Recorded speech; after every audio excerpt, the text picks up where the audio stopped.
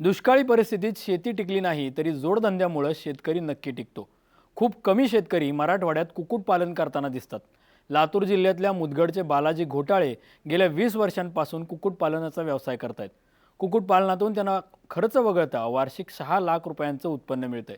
शेतीला जोडधंदा आणि शेतीसाठी खताचीही व्यवस्था झालेली आहे। आज आपण बालाजी घोटाळेंच्या कुक्कुटपालनाची यशोगाथा जाणून घेण्यासाठी लातूर जिल्ह्यात जाणार आहोत। निलंगा तालुक्यातील मुदगड इथले बालाजी घोटाळे यांचं 12वीचं शिक्षण पूर्ण झाल्यानंतर त्यांनी वडिलोपार्जित 30 एकर शेती करण्याचा निर्णय घेतला। सोयाबीन, ऊस, हरभरा, तूर यासारख्या पारंपरिक पिकाचं ते उत्पादन घेत होते। पारंपरिक पिकातून फारसं उत्पन्न मिळत नसल्यानं त्यांनी शेतीला पूरक असलेल्या कुक्कुटपालन व्यवसाय सुरू केला। लातूरीतून पिलू मागून व्यवसाय सुरू केला। सुरुवातीला 200 पक्ष्यांपासून व्यवसाय सुरू केला।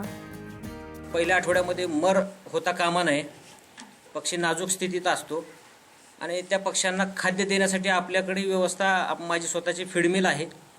त्या फीड मिलला लागण्यासाठी रॉ मटेरियल म्हटलं तर मका, सोया डिओसी आणि काही प्रमाणामध्ये औषध कॉन्सन्ट्रेट स्वरूपामध्ये आपण मिक्स करतो। ते मिक्स करण्याची सुद्धा व्यवस्था आपल्याकडे आहे।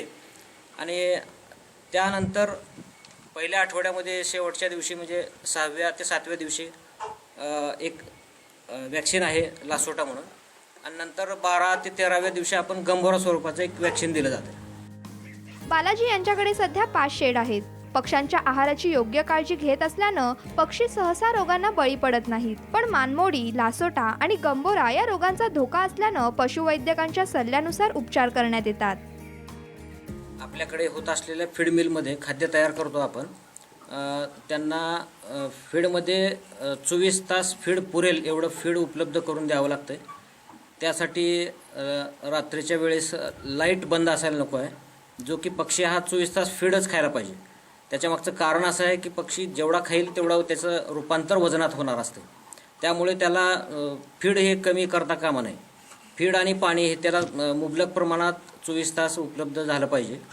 आणि दुसरी व्यवस्था अशी आहे की आता पूर्वीसारखं पाणी माणसांनी देण्याची काही गरज नाही। आता ऑटोमॅटिक पद्धतीचे भांडे आलेले आहेत, जे किंवा शेडच्या बाहेरल्या बाजूला पाण्याची टाकी एखादी उभा करून तिथून आपण पाईपलाईनद्वारे प्रत्येक पक्ष्याला पुरवठा केला जाईल अशा पद्धतीच्या ड्रिंकरमध्ये पाणी उपलब्ध होतं। पावसाळा, हिवाळा आणि उन्हाळ्यात या तिन्ही ऋतूत पक्ष्यांची विशेष काळजी घेण्यात येते। हिवाळ्यात पक्ष्यांना थंडी वाजू नये म्हणून पडदे लावण्यात येतात। योग्य नियोजनामुळे बालाजी यांना वर्षभरात 22 बँडचं उत्पादन मिळतं। 65 रुपयांच्या दराप्रमाणे खर्च वजा जाता 6 लाख रुपयांचा नफा मिळतो।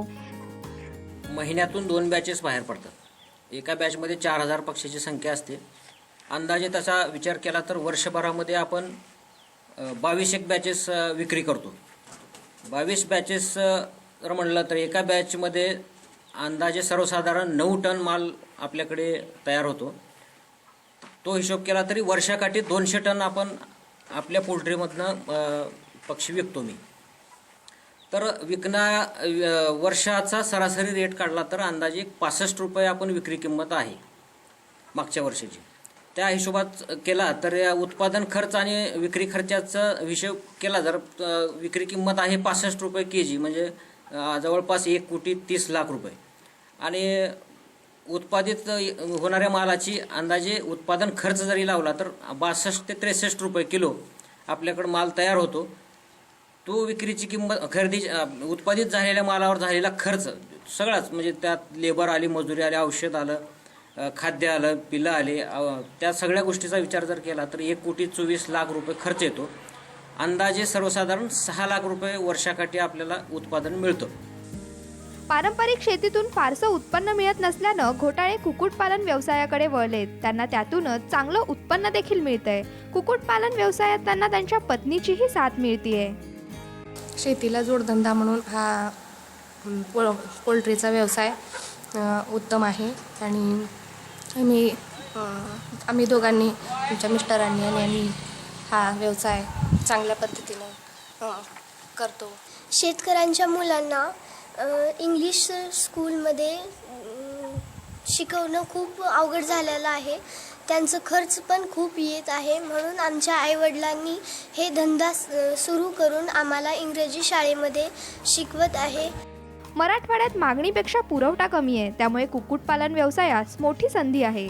मराठवाड्यातील तरुणांनी कुक्कुटपालन व्यवसाय केल्यास चांगलं उत्पन्न मिळेल, त्यासोबतच शेतीला खतही मिळेल. त्यामुळे घोटाळे यांच्याप्रमाणे जास्तीत जास्त तरुणांनी कुक्कुटपालन व्यवसाय करण्याची गरज आहे.